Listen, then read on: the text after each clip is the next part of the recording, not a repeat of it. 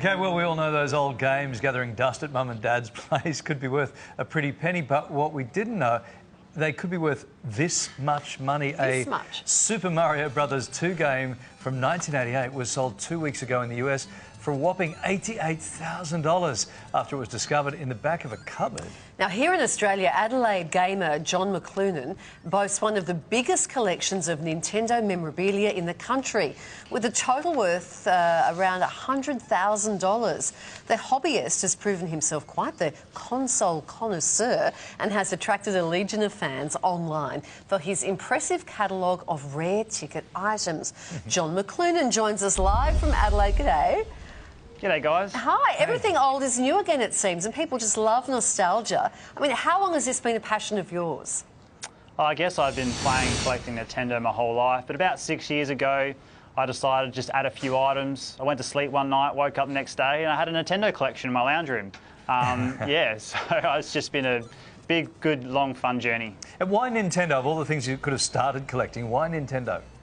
Well, like I said, I grew up playing Nintendo, and then as we've come to find out, Nintendo is the most collectible thing out there compared to, say, a PlayStation or Xbox. As you've seen what the Super Mario Bros. 2 sold for, like, that's just crazy figures compared to other things. So what would you consider your most prized possession, and maybe how much would it be worth? Yeah, I get asked that question a lot, and my prized possession would have to be a few rare consoles. One specifically from the probably early 90s from Belgium, a Zelda Ocarina of Time one and a Banjo-Kazooie one, which is worth about $3,000 to $5,000. Wow. Now, the video we've been looking at, is that your lounge room? Yes, that was my lounge room. Wow. So I started with a small little room, expanded to a bigger room, and then I outgrew that, and now I'm in the lounge room. So eventually the house will have to be taken over. Yeah.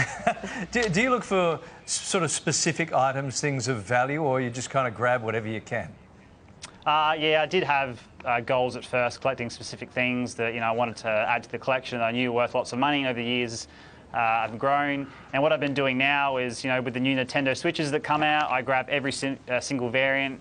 When I take the console out of the box, when I put all the baggies, the plastics, the cable ties, everything goes back in the box, on the shelf, stays there sealed for 20 years, and who knows what's going to be worth then. Yeah, wow. OK, so buying the new stuff I get, but you must just love a garage sale, do you? Do you go, like, scouring people's garage sales for this sort of stuff? And what's been, like, your best find, like something you never thought you would ever find?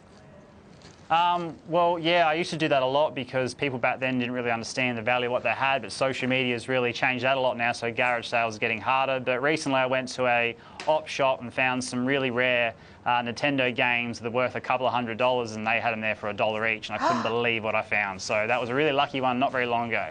So still can find gems if you look hard enough. You've got a couple of kids, a 7 and an 11-year-old.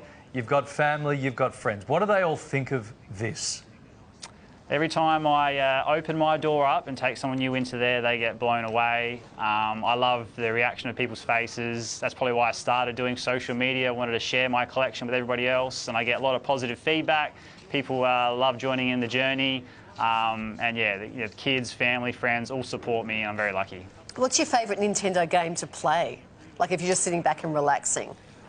Oh, probably my favourite game of all time is Banjo-Kazooie, but my favourite game to just sit back and play, kill 20 minutes, is Mario Kart 64. I've played that thousands and thousands of times. Hey, even I've heard of that one. We're nearly out of time, but if someone's got a piece at the back of the cupboard sitting in a dusty old box, what's the advice?